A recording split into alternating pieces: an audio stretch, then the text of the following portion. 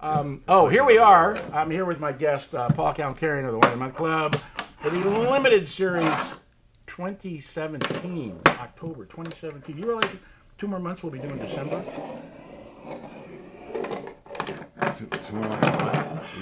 Were you saying something? I didn't. Pour the wine. Wait a minute. You have Petite Sirah. Don't you have a story about Petite Sirah, Ed? As a matter of fact, I do, I've heard Paul. it 3 times today already. No, we like to start off by talking about what the Wine Month Club did 40 years ago, and we started doing that 4 years ago when it was, or 5 years ago when it was 40 years old. The 77 October red was Callaway Petite Sirah, which still, it's a wine you taste once, you literally never forget it. I mean, 40 years ago I tasted that wine, I never forgot it, ever. I mean, it was just like, it was so big and so thick and so dark. I remember putting it on the shelves at the store. So we have another Petite Sirah, which looks just as inky. And I learned a lot about Lake County recently, the way the winds come through, and it's just north of Napa, and has this whole microclimate that creates some pretty amazing wines. This is one of them. Yeah, no. Lake County is kind of like Lodi. People don't know about it, but it makes some fabulous wines, and this is one of them. Well, what's interesting to me about it, there's the microclimates are substantially different from the mountainside to the floor. It has to do with the way the offshore winds come in from the ocean. So, I mean, we've been big fans of Chacewater.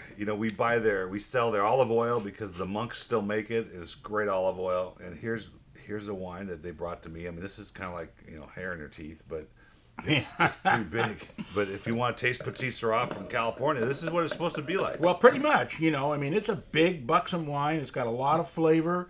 It's still relatively young, even though it's a 2013. This wine tastes like it was crushed yesterday.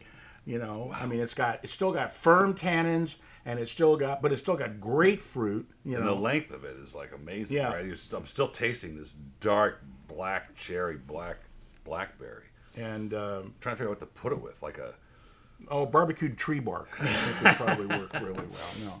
No, I don't know. Probably the pork leg, but you want the pork leg that I'm marinating That'd for be 3 great. days, and then I'm going to cook at 200 degrees in Coca-Cola and condensed milk. Come on. I saw it on a TV show, so I got to try it. It sounded crazy, so I had to do it. This would go well with that. This is great. I mean, it would also make a great reduction sauce for that. Absolutely. $25 on the shelf at $15.99 reorder price. I'm doing a 97. It's really nice. I'll go 97. I'll go 97, Ed. Fine. If you be like that. No. What? It's like the dentist. You don't want to do this and go to the dentist. That's I want to do this and go brush my teeth. This is another great wine too. This Vinho Tinto from. What's in this? Is this Touriga Nacional? Well, Touriga Nacional is the last grape, and I don't know what the percentages are, but it is from Portugal. But it doesn't come from the port region, which is kind of odd. It comes from way south of there, and I love the grapes. It's got Alicante Bouchette. That's why it doesn't have Touriga. And it does have Touriga. So that's at the the very one. end, but at the very end, right? That's why it's. But you can still Aragonese and Alicante Bouchette. Bouchette is big down there. Yeah. It's because it's very dark and it can make up for a lot of problems, like the ones they're having in 2017, which is going to be. But how indicative vintage. of what it is. Yeah. You get a little skunky in the nose, and it's got that. It almost has that port-like character to it. Well, except it's not overripe. I mean, it has that elusive kind of sweet black cherry fruit, but got beautiful acidity. Wow, nice soil content. It's just absolutely incredible. This is the wine that I featured because of the interest level. It's just so interesting to me. I'm trying to see who brought it in here. But it's delicious. I mean, it really is delicious. This is one of those wines you love to put into a blind tasting with wine geeks who think they know everything, and you have them guess what it is, and they're going to be all over the board. They're not going to have a clue. After about an hour, they may get to Portugal, but by that time, I'm gone. You're done. You're done. full. I don't want to hear it anymore. Well, it's authentic when the whole thing's written in Portuguese on the back, and then they translate it for you. And I can't find the. Imported. Oh, imported by Specialty Bob. Bob Specialty. Bob Sellers. Anyway, $24.99 for this wine. It's fabulous. $15.99 as well. Stupid. Anyway, I'm a 98 on this. I really love this. This is really delicious stuff. You know, this is the kind of wine you let sit on your tongue for a little while and just try to figure out what's in there. And I'll guarantee you, in an hour, this wine's going to be a very different wine. You know, you let this breathe for an hour, you got a different wine on your hands. So, there you go. It keeps changing already. Yeah. It's changing already, Ed. It's changing already, Ed. So are you. Les Fumées Blanches. Les Sauvignon Blanc. Sauvignon Blanc. Would you like to pour it, or should we just stand here? No, because you have it. No, I have the Fumées Blanche. I didn't.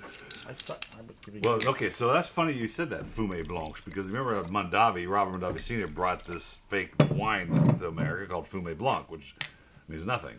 Well, it means white smoke. I mean, literally translated into white smoke. Wow. That smells like white smoke, actually. I wasn't expecting this nose at all.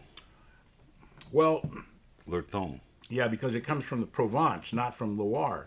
Francois Lurton. And, well, Lurton is one of the big names in Bordeaux. André Lurton owns Chateau La Louvière. They make white and red. One of the best whites. His daughter, Denise, I'm totally and completely and madly in love with and have been for 25 years. And she loves you too. I'm sure she does, you know. Ed who?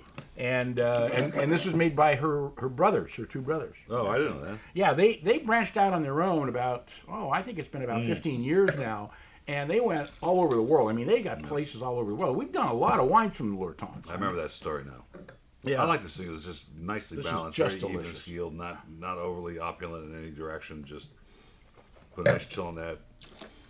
I'm thinking like some kind of roasted fish or something. Well, it's very, very different than most Sauvignon Blanc. Yeah, it is. I mean, you know, it's got great acidity.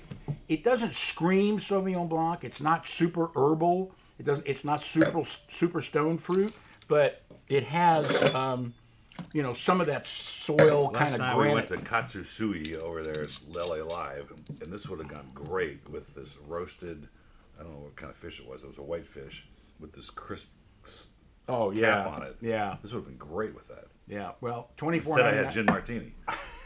No, martini is made with gin. There's no such thing as a gin martini. Well, you're right. Okay. Anyway, $24.99 on the shelf, $13.99. I'm at a 96 on this. Oh, 95. Now another wild wine. Hey, You know, ho, wow, we have- Blanco, We have a, Formigo. excuse me. We have a red here from Portugal Blanco? that we just tasted. Well, Blanco means white. No, this is Blanco. Oh, This is Blanco. but it is a Blanco, and it's from Ribeiro. Okay, now, you know, one of my favorite places in the world, it happens to be in Spain, called the Ribeiro del Duero. And I'm going, oh, is that a misprint? Is that a different way of spelling it? No, it's an actual area. Yeah, they spelled everything wrong on the Garanata de Origin. They spelled it wrong. Did they? Well, that's possible. It was probably done by but it turns out it's nothing like Ribeira. It's in Galicia, which oddly enough it is? Yeah, it's in northwestern Spain. Right, northwest Spain. It basically borders Portugal, and it has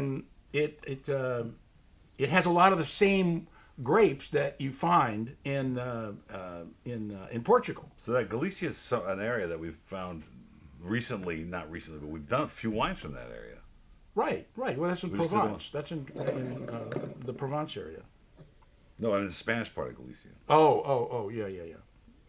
Oh, I thought you were talking about Galician. Some of these names are so similar, you get them confused. Anyway, this is one of those wines where you can't say, "Oh, it tastes like Sauvignon Blanc." Oh, it tastes, well, because it's got about 4 grapes in it it. tastes like it's supposed to taste like because it's from that area. That's what it's supposed to do. This is a 96 for me. I think it's just interesting. I think it's delicious. Yeah, it's really, really nice. This actually, this has got Albarino in it, which is a typical grape of the area. Right. But it also has 2 grapes from Vinho Verde, in it, and I can't remember. I can't even pronounce them now. Which usually are pretty crisp and thin. Well, this is pretty crisp, but It the is Albarino softens it up a little bit, you know. So, very unique wine. Another wine I'd love to serve the wine geeks and see what they think. No. $23.99 in itself, $13.99 reorder, and I'm at a 95 on this as well. I think this is 96 for delicious. this is so. The nose is changing. Well, yours looks about the same as it did last time you put up the Petite Sirah from Callaway, but that's The another nose is story. big. Hey, cheers! Thanks for coming here. That's our show.